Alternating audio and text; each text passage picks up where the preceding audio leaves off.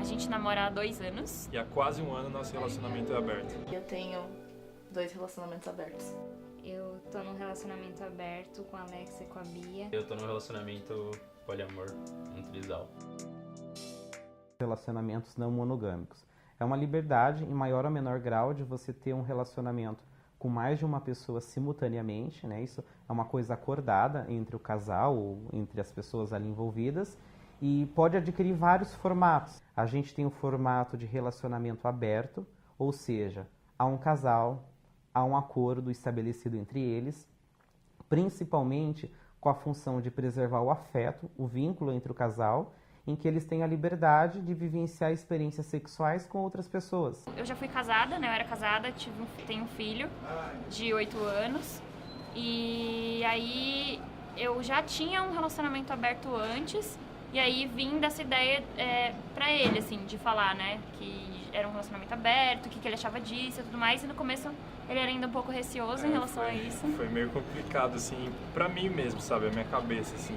Eu já conhecia esse tipo de relacionamento, mas nunca tinha tido essa experiência. E aí foi aos poucos, conversas, até que foi chegando num acordo que é hoje. A gente decidiu ficar só com mulheres. E no começo, tipo, a gente ficava junto só, né? Não era rolê separado. Aí, conforme o tempo foi passando, aí a gente foi vendo também que algumas pessoas queriam só ele ou queriam só eu. E aí a gente foi conversando sobre, né? E aí foi ajeitando e agora a gente tem relacionamento aberto para mulheres. Juntos ou cada um no seu rolê. A gente precisa pensar muito na responsabilidade afetiva, sabe? Então é isso que tem que deixar muito claro. Às vezes se a gente vê que a pessoa vai se envolver mais afetivamente, a gente já corta e fala, olha, não é afetivo. Quando eu estava namorando, a Karina começou também a namorar a Bia já. Quando ele terminou o relacionamento dele monogâmico, ele, ele apareceu na minha vida de volta, então a gente começou a sair, etc. E ele e a Bia eles se estranhavam, assim, eles não se bicavam muito.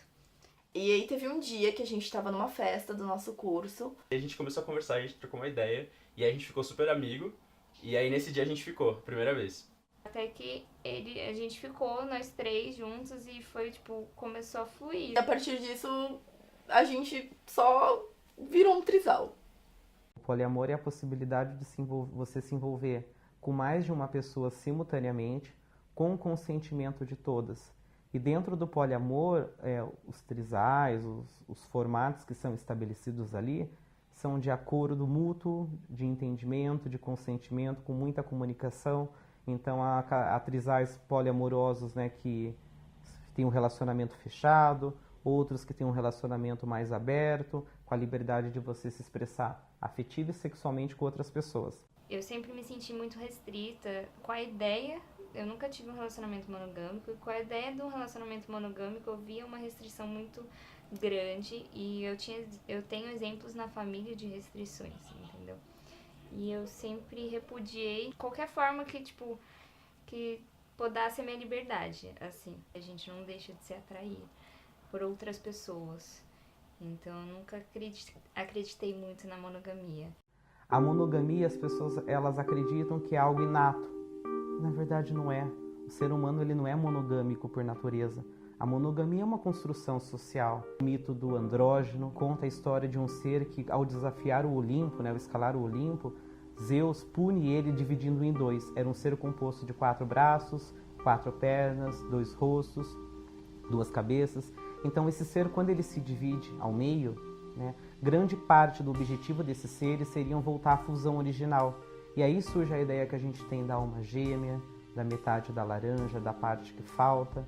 Surge também ali por volta do período da Idade Média a caça às bruxas. As bruxas eram mulheres livres, eram mulheres que acessavam a própria sexualidade. Também tem o advento da pílula anticoncepcional como um marcador da revolução sexual, porque se antes o sexo ele só era entendido como finalidade para a reprodução, agora o sexo pode ser para prazer. As mulheres assumem esses corpos, elas começam a olhar para a própria sexualidade, para os relacionamentos que são estabelecidos com esses parceiros. Junto com esse período aí, nasce o movimento feminista. Tem o movimento hippie, que também colabora bastante. E aí a gente vai chegando nessa proximidade que a gente tem nos tempos atuais a respeito do que é o amor. Monogamia é um sistema relacional que surge com uma função para controlar a sexualidade da mulher, garantir a legitimidade e a transmissão de bens dentro do casamento para os filhos, né? Principalmente para quem iria herdar o trono naquele período e tudo mais. A monogamia ela tem como premissa básica a ideia da exclusividade sexual e afetiva, né? Então a monogamia é um sistema que, se tivesse tendo um bom resultado social e fosse algo inato do ser humano, não haveriam tantos casos de divórcios, tantas pessoas chegando ao consultório com questionamentos a respeito de desejo, fidelidade, traição e tudo mais. A gente tem também o relacionamento livre, as relações livres, em que eles são contra qualquer forma de exclusividade sexual obrigatória, né? Então você pode se envolver tanto afetivamente quanto sexualmente com quem você quiser. Eu sou mais favorável atualmente à ideologia do amor livre. Seria uma anarquia dentro do amor, né? Seria tipo de conseguir viver a liberdade por exclusivamente, assim. Cada casal vai estabelecer seu formato, não é uma regra fixa e nem rígida, né? Algo que começa sendo discutido, precisa de muita comunicação. Nenhum formato de relacionamento não monogâmico funciona se não houver comunicação.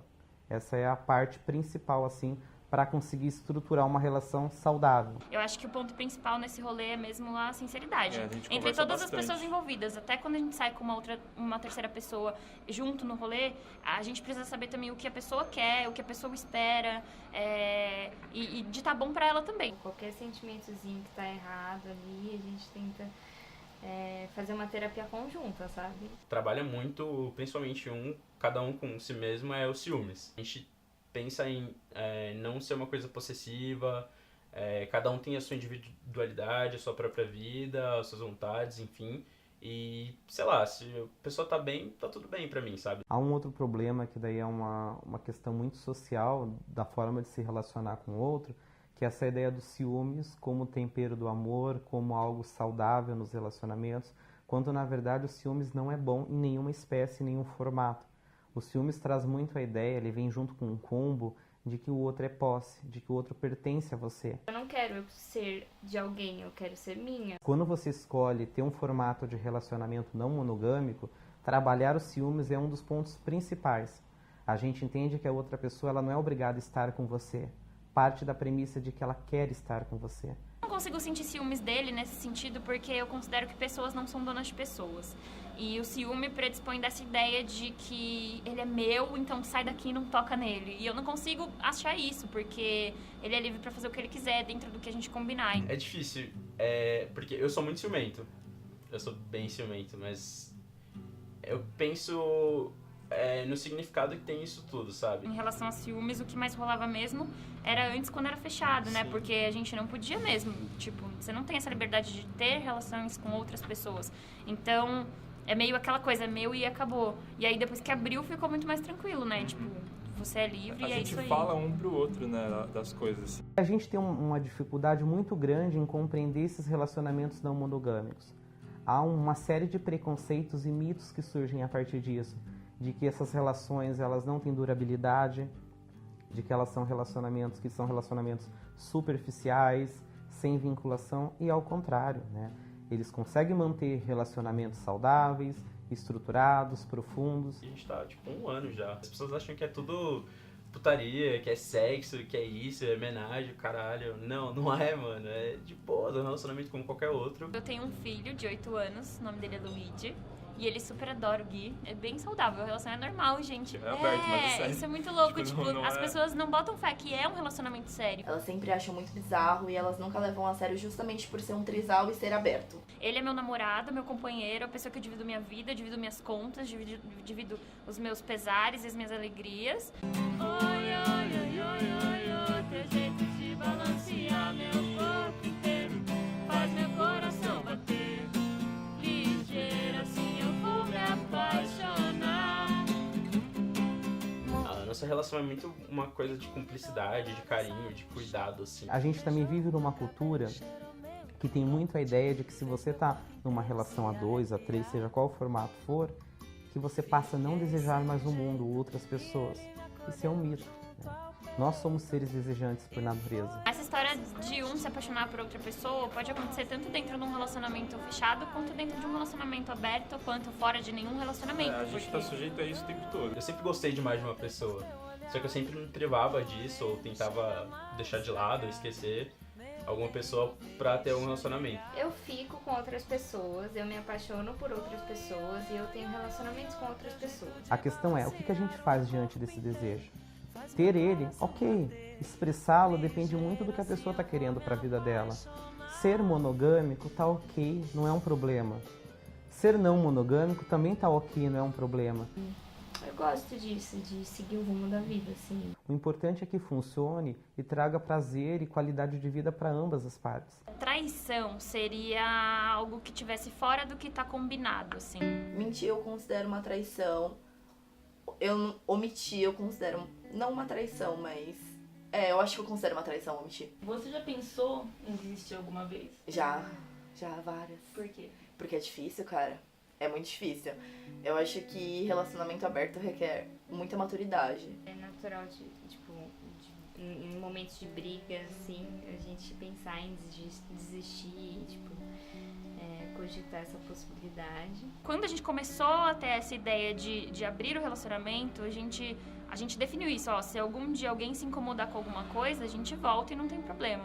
Mas como tá muito tudo bem definidinho, acho que a gente não tem problema com isso. O que prevalece é o que eu sinto por ela e ele, então sempre foi mais forte. Eu sempre coloquei na balança e sempre foi mais forte. Eu acho que todo mundo deve se permitir.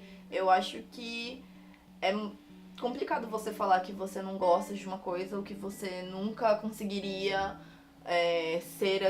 ter um relacionamento desse se você nunca tentou.